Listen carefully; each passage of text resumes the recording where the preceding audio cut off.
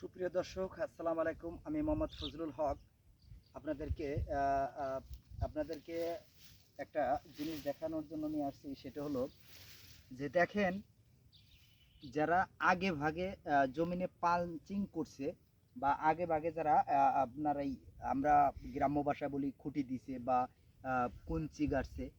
এই যে আমি এটা কঞ্চিটা গাড়ছি, আপনি দেখেন এই কঞ্চিটায় পাখিটা বসার মতন একটা পরিবেশ। এখানে একটা, এখানে একটা, এখানে একটা, এখানে একটা, এখানে একটা।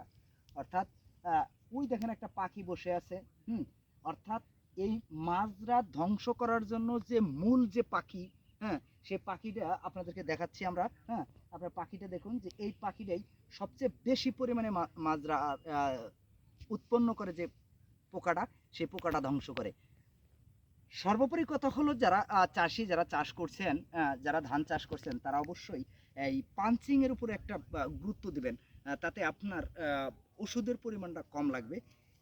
এই ধান ক্ষেত্রে পাঞ্চিং করা হয়েছে ধান ক্ষেতের বয়স যখন 17 দিন। হ্যাঁ, তখন এই জমিটা পাঞ্চিং করা হয়েছে। দেখেন, ধান ক্ষেতটা চাষি অত্যন্ত যত্ন সহকারে এই ধানটা লালন করছেন। ক্ষেতে কোনো পোকার আক্রমণ আমরা দেখতে পাচ্ছি না, কোথাও কোনো মাজরার আক্রমণ নাই। এর মানে হলো যে আপনি যদি শুরু থেকে পাঞ্চিংয়ের ব্যবস্থা করেন, তাহলে অবশ্যই মাজরার যে উপদ্রব্য সেটা একটু কম লাগবে এবং অল্প ওষুধেই আপনি আপনার জমিনের ফসলটা তুলতে পারবেন। এখানে আরেকটা জিনিস, আপনি যদি কন্টিনিউ বা অতিরিক্ত মাজরার ওষুধটা ইউজ করেন, তাহলে দুটো দিক ক্ষতি হবে। একটা হলো যে চাউলটা আপনি উৎপন্ন করেন, চাউলটা একটু তিতে লাগবে। আরেকটা জিনিস হলো, সেটা আপনার শরীরের ক্ষতি হবে, কারণ অতিরিক্ত ওষুধ স্প্রে করলে আপনার বিভিন্ন শরীরের বিভিন্ন অঙ্গ প্রত্যঙ্গে ওষুধ আপনার শরীরে ঢুকে আপনার শরীরের অসুস্থ বোধ হবে বা অসুস্থ হবেন। বা এই কীটনাশক ইউজ করার কারণে আমাদের দেশে করলাম ক্যান্সারের যেটা উপক্রম বেড়ে গেছে, এটা করলাম আমরা উপলব্ধি করতে পেরেছি।